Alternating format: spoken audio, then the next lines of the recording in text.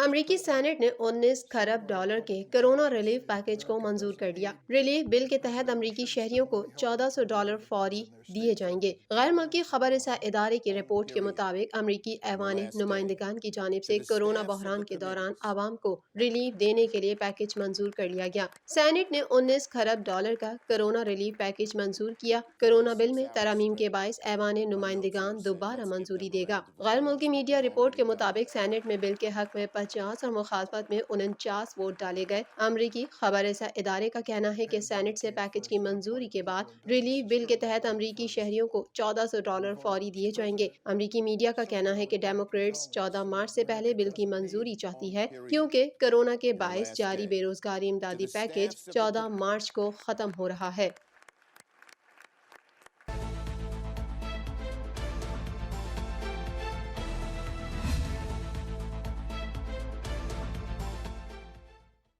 امریکہ کی ریاست new York میں سابق صدر ڈونلڈ ٹرمپ کے حامیوں اور محکمہ فائر بریگیڈ پر لگائے گئے جھنڈے کو ہٹانے کے مطالبے سے جمع ہونے والے مخالف گروپ کے درمیان جھڑپ میں کم از کم 3 افراد کو حراست میں لے لیا گیا ہے۔ اطلاع کے مطابق امریکہ کی ریاست نیو یارک میں سیاہ فاموں کی زندگی اہم ہے نامی گروپ کے اراکین نے لانگ آئی لینڈ فائر بریگیڈ ڈپارٹمنٹ کی طرف سے لگائے گئے اور نسلیت پرستانہ علامت کے حامل جھنڈے کو ہٹانے کے لیے احتجاجی مظاہرہ کیا۔ ٹرمپ کے حامی گروپوں کے اس احتجاجی مظاہرے کے خلاف مظاہرہ کرنے کے مطالبے سے دونوں گروپوں کے درمیان بحث و تکرار ہاتھا پائی میں تبدیل ہو گئی۔ واقعے میں پولیس کی مداخلت سے کم از کم 3 افراد کو حراست میں لے لیا گیا ہے۔ واضح رہے کہ کل بھی نیو یارک کے ٹائمز اسکوائر میں ٹرمپ کے حامی اور مخالف گروپوں میں جھڑپ ہوئی تھی۔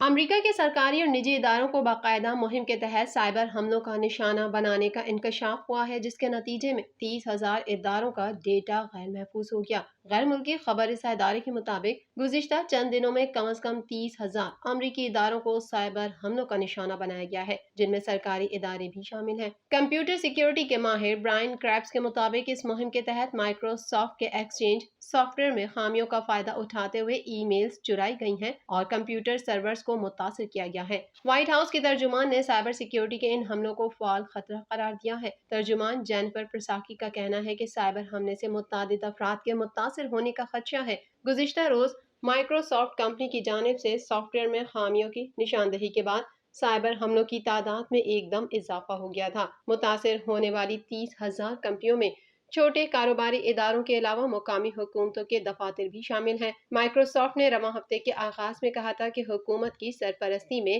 ہیکنگ گروپ حملے جاری رکھے ہوئے ہے جو ایکسچینج ای میل سروس کی کمزوریوں کا فائدہ اٹھاتے ہوئے ڈیٹا چوری کر رہا ہے۔ مائیکروسافٹ کے مطابق ہیفنیم نامی ہیکنگ گروہ اس کام میں انتہائی مہارت رکھتا ہے۔ مائیکروسافٹ نے مزید کہا کہ یہ گروہ چین میں موجود ہے لیکن امریکہ میں لیز شدہ نجی کمپیوٹر سرورز کے تحت حملے کر رہے ہیں۔ ماضی میں بھی ہیفنیم نامی یہ گروہ universities, think tanks, N G Os, دفاعی کانٹریکٹر، وبائی امراض کے محققین اور لا فرمز کو سائبر حملوں کا نشانہ بنا چکا ہے۔ کمپیوٹر سیکیورٹی کے ماہر برائن کریپس کا کہنا تھا کہ مذکورہ ہیکرز نے دنیا بھر میں ہزاروں کی تعداد میں کمپیوٹرز کو اپنے قابو میں کیا ہوا ہے۔ واضح رہے کہ رواں سال جنوری میں امریکی حساس اور قانون نافذ کرنے والے اداروں نے سولر ونڈز ہیک کا ذمہ دار روس کو ٹھہرایا تھا۔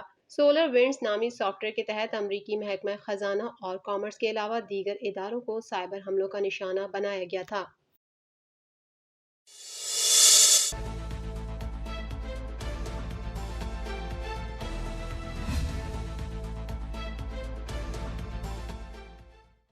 امریکہ کے نمائندہ خصوصی برائے افغانستان نے قطر میں مذاکرات کرنے والے طالبان رہنماؤں سے ملاقات کی کیونکہ امن عمل کی تجدید کی کوششیں تیز کر دی گئیں جس پر تشدد کارروائیوں میں اضافے اور امریکی افواج کے انخلا کی ڈیڈ لائن کا سامنا ہے۔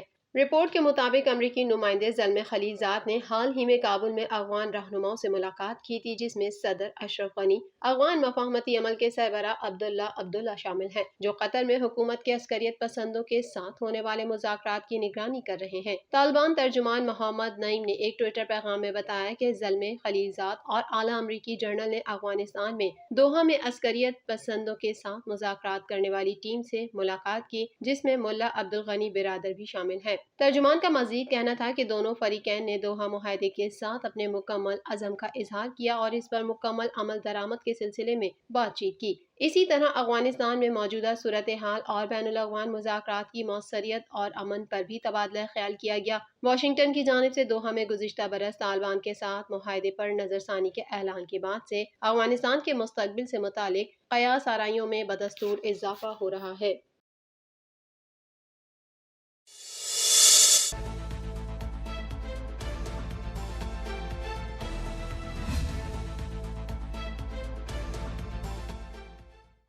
ای میکس میڈیا گروپ نے گزشتہ برس پاکستان کے پہلے OTT پلیٹ فارم متعارف کروانے کے اعلان کے بعد اب آخرکار اردو فلیکس کو لانچ کر دیا۔ واضح رہے کہ OTT پلیٹ فارمز کے ذریعے صارفین کو انٹرنیٹ پر پیسوں کے عوض فلموں، ڈراموں اور شوز تک رسائی دی جاتی ہے اور ڈیجیٹل دور میں دنیا بھر میں آن ڈیمانڈ اسٹریمنگ کلچر میں اضافہ دیکھنے میں آیا ہے۔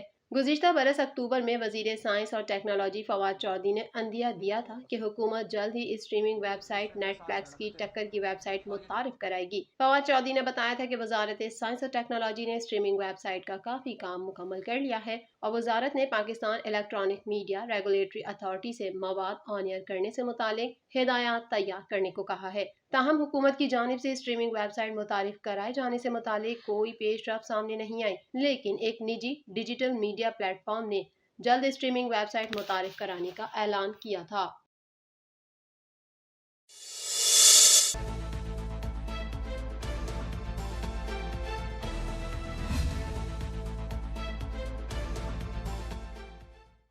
بالی ووڈ کے کنگ شاہ رخ خان نے اپنے والدین کی قبر پر حاضری دی ہے، جس کی تصویریں سوشل میڈیا پر وائرل ہو گئی ہیں۔ بھارتی میڈیا رپورٹس کے مطابق شاہ رخ خان نے بھارتی شہر نئی دہلی میں اپنے والدین کی قبر پر حاضری دی اور فاتحہ پڑھی۔ وائرل ہونے والی تصویروں میں دیکھا جا سکتا ہے کہ شاہ رخ خان اپنے سر ڈھانپے سیاہ پینٹ اور سفید شرٹ میں ملبوس اپنے والدین کی قبر کے سامنے کھڑے ہیں اور نہایت ہی عقیدت و احترام سے ان کے لیے دعا کر رہے ہیں۔ یہ تصویریں نامور بھارتی فوٹوگرافر ویرل بھیانی کی جانب سے انسٹاگرام پر شیئر کی گئی ہیں، تاہم ابھی تک شاہ رخ خان نے اپنے سوشل میڈیا اکاؤنٹ پر کوئی تصویر شیئر نہیں کی ہے۔ واضح رہے کہ بھارتی میڈیا رپورٹس کے مطابق بالی ووڈ کے کنگ شاہ رخ خان نے اپنے ایک انٹرویو میں والدین کی موت سے متعلق بتایا تھا کہ میری زندگی کا سب سے بڑا ہچکی لمحہ میرے والدین کی موت ہے، کیونکہ میں 15 سال کا تھا جب میرے والد کا انتقال ہوا اور جب میں 26 سال کا ہوا تو میری والدہ کی بھی وفات ہو گئی۔ شاہ رخ خان نے کہا تھا کہ یہ میرے لیے بہت افسوسناک تھا، میرے والدین کے بغیر خالی گھر مجھے کاٹنے کو آتا تھا۔ میرے والدین کے کھو جانے کا دکھ، درد، تکلیف اور میری تنہائی نے مجھے مضبوط بنایا۔